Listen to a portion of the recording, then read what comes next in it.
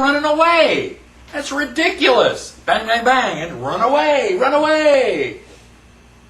So we only won 2 battles. We didn't win, we just refused to lose.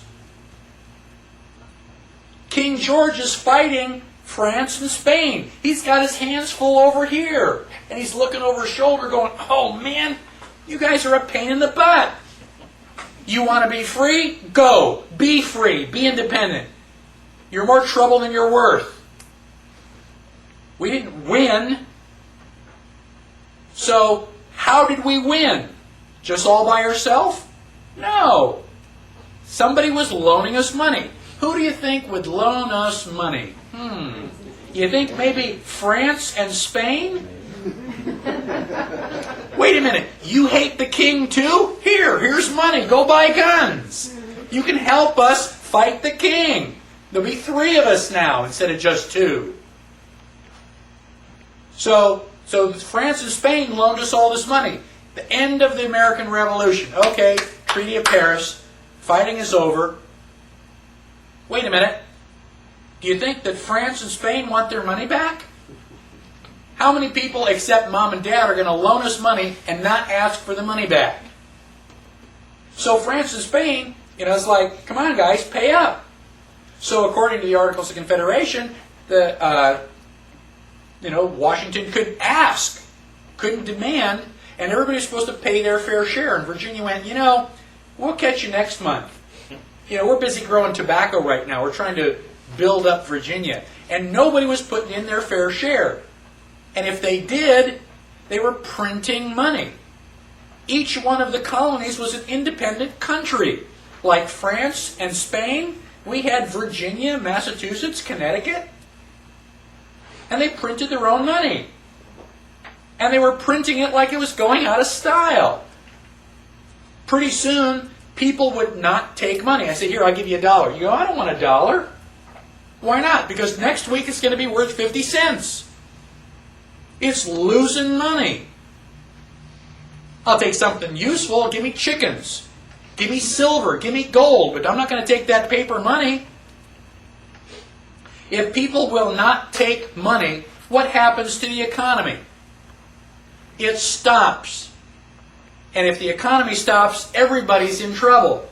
And so they went, wait a minute, you guys got to go back to Philadelphia and you've got to fix the Articles of Confederation. Add a paragraph, delete a sentence, edit, patch it up, make it work. So they go all rushing off to Philadelphia. Did they modify the Articles of Confederation? No. They scrapped it. They started from scratch. And they came up with the Constitution. Yay! But, these guys were the founding fathers, and they all just agreed. They just kind of sat around with their arms around each other, and there was just unanimous approval for the Constitution, right? No! They almost got into fisticuffs.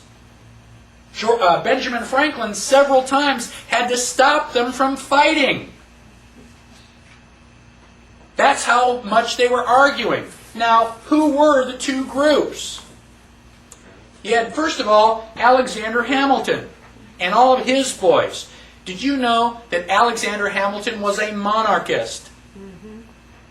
He did not like King George, but he liked the idea of a king. In fact, he liked it so much, he wanted to take the English system of government and bring it here.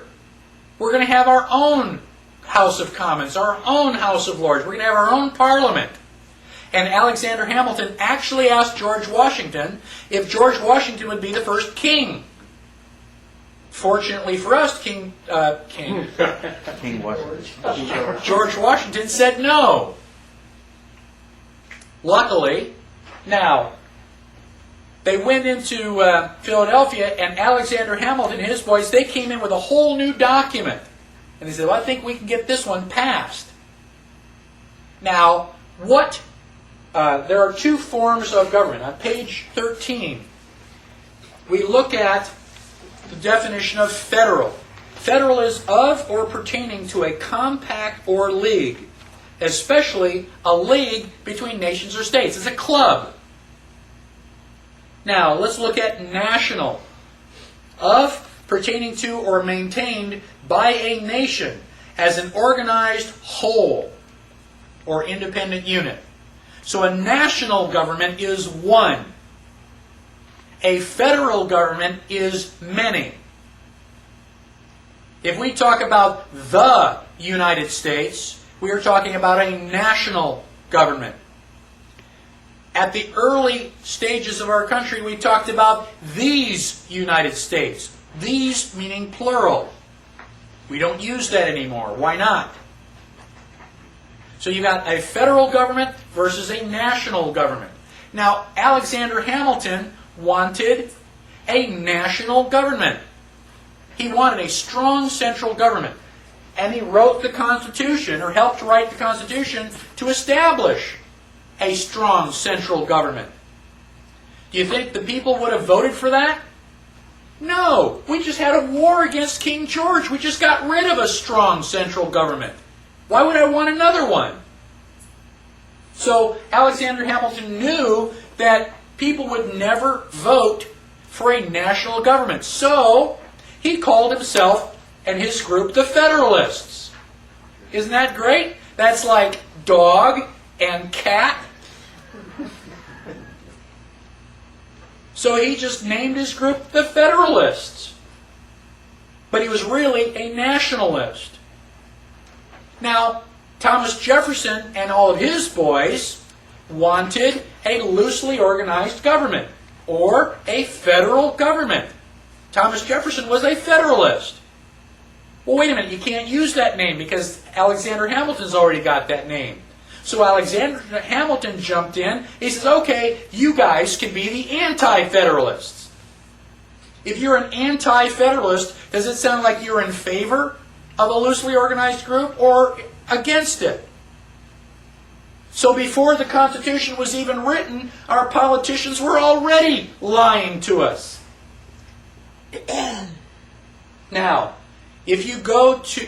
Now, Alexander Hamilton, James Madison, and John Jay wrote newspaper articles. They were basically editorials, trying to convince people to ratify the Constitution, because we think it's such a great idea. Those newspaper articles are collected together and called the Federalist Papers. That was one of the things that we used to have to read in school. Now I've never even heard people don't even know what they are. There's another book known as the Anti-Federalist Papers.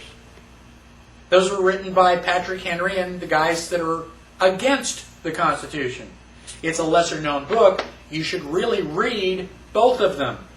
People say, well, we don't know what the Founding Fathers were really thinking. Baloney! We know exactly what they were thinking. They wrote it down. You just have to read it. The politicians say, no, we don't know what they were thinking. We have no idea what they said. So you'll just have to take our word for it. Okay. So let's read a little bit what they said. Alexander Hamilton wrote in Federalist Paper number 9, the definition of a Confederate Republic seems simply to be an assemblage of societies, or an association of two or more states into one state. The extent, modifications, and objects of the federal authority are mere matters of discretion. Like, don't worry your pretty little head about it. Right? So long as the separate organizations of the members be not abolished, so long as it exists by a constitutional necessity for local purposes, though it should be in perfect subordination to the general authority of the Union, it would still be, in fact and in theory, an association of states, or a confederacy. This fully corresponds in every rational import of the term with the idea of a federal government. So he's twisting the words around to say, no, it's really a federal government because we didn't erase all the lines. Patrick Henry wrote in 1788, the fate of this question and America may depend on this. Have they said, we the states?